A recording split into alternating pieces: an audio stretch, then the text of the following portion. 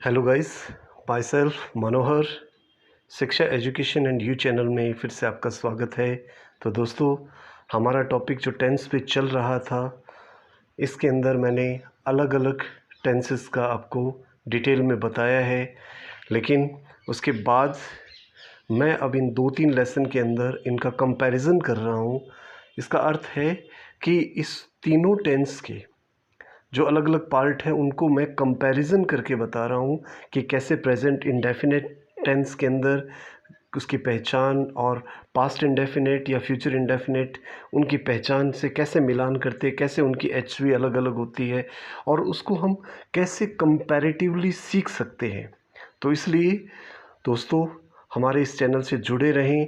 तो मैं आपको इसमें कंपैरिजन करके बता रहा हूँ कि किस तरह से हमें इनको अलग अलग करना है, इनमें क्या चीज़ अलग है जो उनको अलग करती है।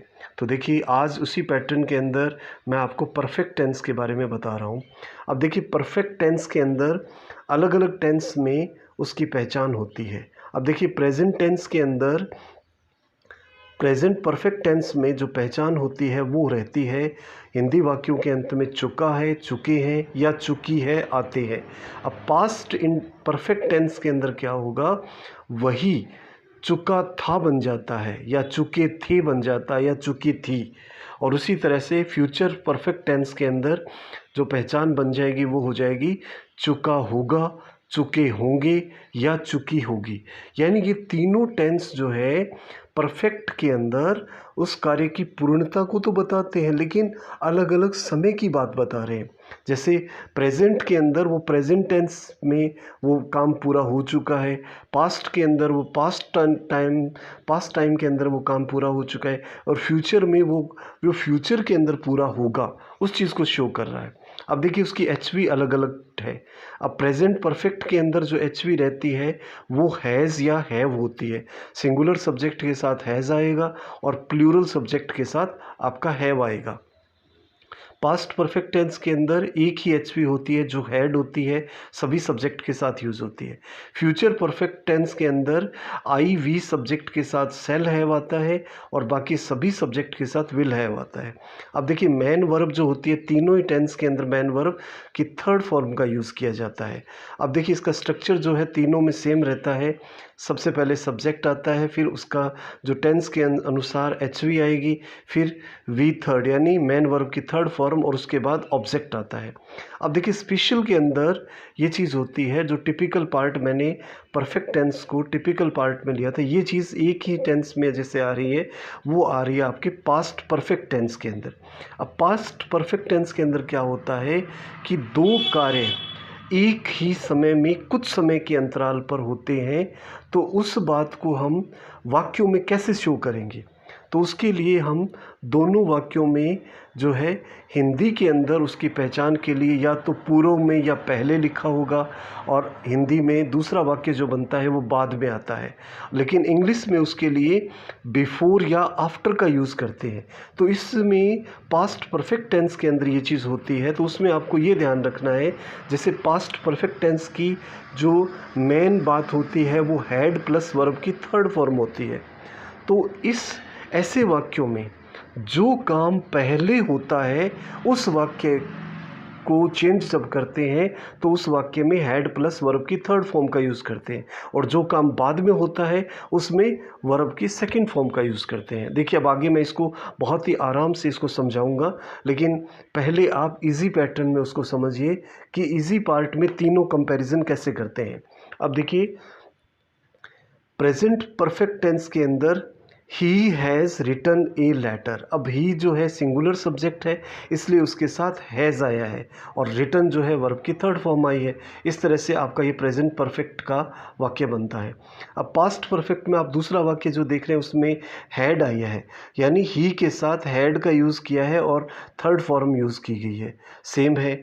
और इसी तरह से फ्यूचर के अंदर हमने ही के साथ विल हैव का एचवी यूज़ किया है, तो he will have written a letter. Letter. इस तरह से आप तीनों में देख रहे हैं कि पहला वाक्य जो प्रेजेंट का है उसमें एच वी हैज़ आई है, दूसरा पास्ट का है उसमें एच वी हैड आई है, और तीसरा फ्यूचर का है उसमें एच वी जो है आपकी विल हैव का यूज़ किया गया है। और तीनों टेंस के अंदर वर्ब की थर्ड फॉर्म रिटर्न आई है और आपका ऑब्जेक्ट सेम रहता ही है। तो इस तरह से हमें कंपैरिजन करना है ताकि बहुत इजीली हम इस टेंस को कर सकें। तो अब देखिए, आपने देखा, अब स्लाइड पे आप देख रहे हैं तीनों टेंस, तीनों परफेक्ट टेंस जो है ना, प्रेजेंट परफेक्ट, पास्ट परफेक्ट और फ्यूचर परफेक्ट, तीनों आपको एक ही सेंटेंस में क्लियर कर दिया है ताकि आप इसका कंपैरिजन करके अच्छी तरह से सीख सकते हैं। तो ये चीज़ आपको ध्यान रखनी है।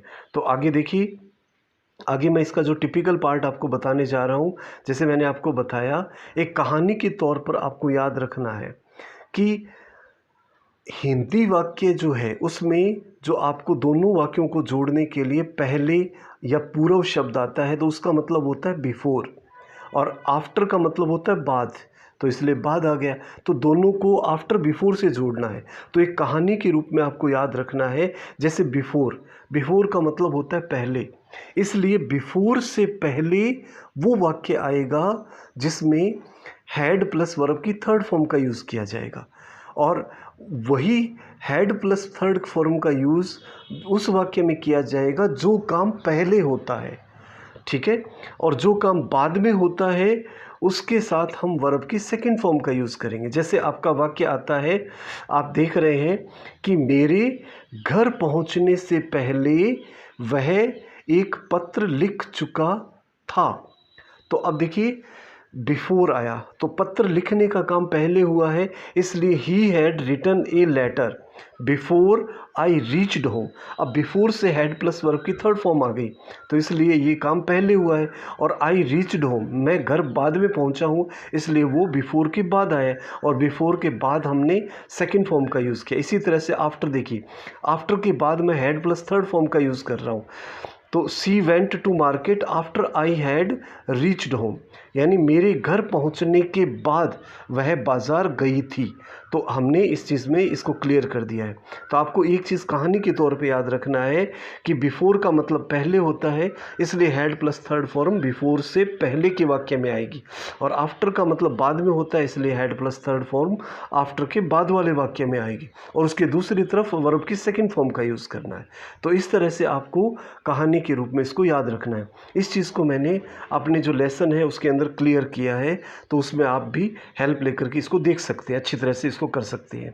तो दोस्तों, हमारे साथ इस चैनल से जुड़े रहें, और अभी तक अगर आपने हमारे इस चैनल को सब्सक्राइब नहीं किया है तो शिक्षा एजुकेशन एंड यू चैनल को सब्सक्राइब करें और बेल आइकन दबाएं ताकि आपको नए अपडेट्स हमारे इस लेसन से संबंधित मिल सकेंगे।